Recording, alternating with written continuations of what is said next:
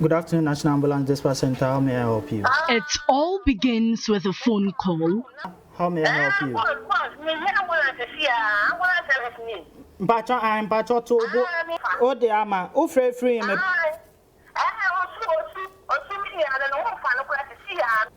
Pacho, then a young man, Neshe. I'm quite so, but I'm back from a private number. Private number, Mr. PKY. Kindly dispatch Ambu for.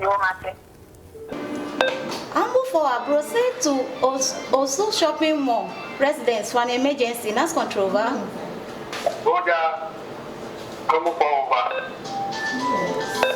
That's control out. The next 10 minutes are crucial as it will determine whether the person in need of emergency care will live or die. Anytime one is in need, either being injured or sick, they call through our dedicated number, which is the 112, and then we interrogate the caller based upon the condition of the patient. There if there is a need for us to give a medical direction before an ambulance is dispatched, we do so. So let me say shortly, we save life. Raman, Christian and Evelyn are on duty today. They have to drive at high speed, meandering their way through traffic.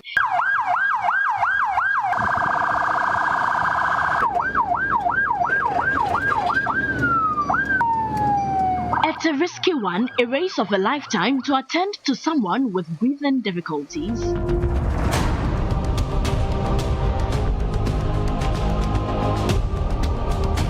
Emergency medical technicians are often the first people to arrive on the scene. The patient will first need to be assessed. Physical examination is conducted while vital information, including that of medical history, is taken. Let's continue with oxygen, okay? Sorry. Sorry. 1, 2, 3, out. Good. So please. After assessing her, they make a decision to transport her to the Greater Accra Regional Hospital. It's a risky job. I almost had an accident because whenever we are going, a car can stop just in front of you and you don't know, maybe you might lose control and hit the back. That same thing happened to me, but I thank God I didn't hit the car with the other car. But they have no risk allowance.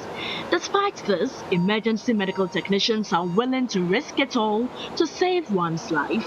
At the hospital, their work is not yet over. We received a call from dispatch. That is our national dispatch, that there's a sudden collapse at the person's residence.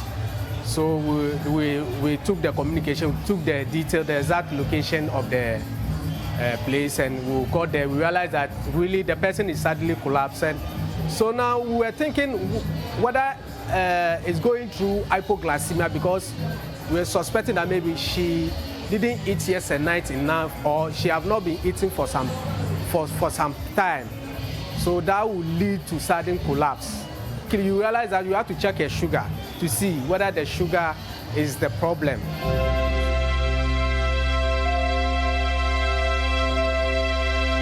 So my most memorable day at emergency was when a 107-year-old man was rushed into the ER dead.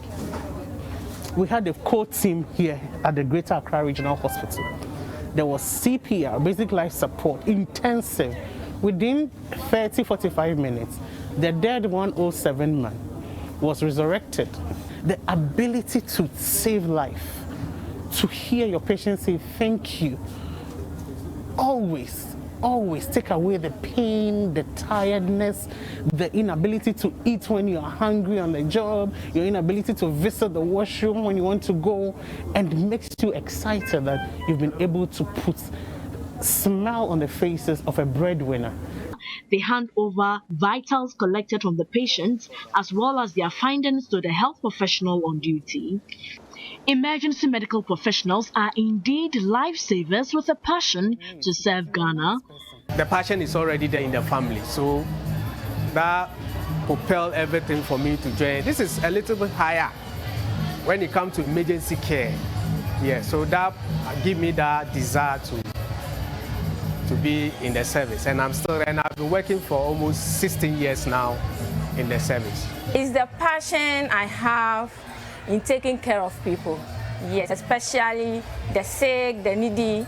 Yes, I feel pleased and then fulfillment, you know, extra good if I take good care of people and then they are okay. I see them okay. That's the fulfillment I have. After, they have to go back to their station and wait for the next emergency call. Emergency medical technicians face real danger on the job, including robbery attacks and accidents, as well as their mental health. In the nights, when there are emergencies and then you want to dispatch an emergency medical technician to go and provide emergency medical service, they are afraid of their lives because they don't know whom they are going to meet on their way. So it's a very big problem for us as an institution. But despite the fact we still dispatch, our aim is to save life. They also endure public criticism. We are not too slow to our work. As I said, depending on where you are calling from.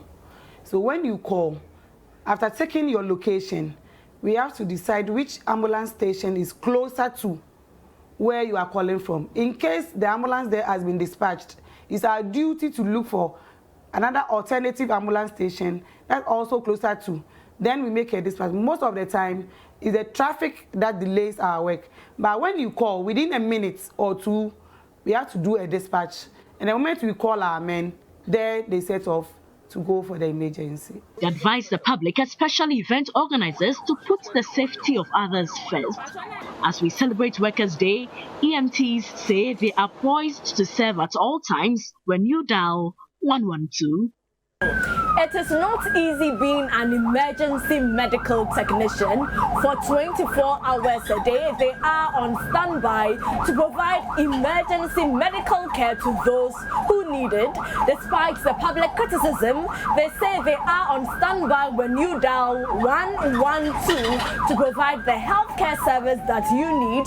So the next time you hear the siren in traffic coming from an ambulance, you may want to quickly pave way because it could be someone close to you. For Shagabo TV3 News, Accra.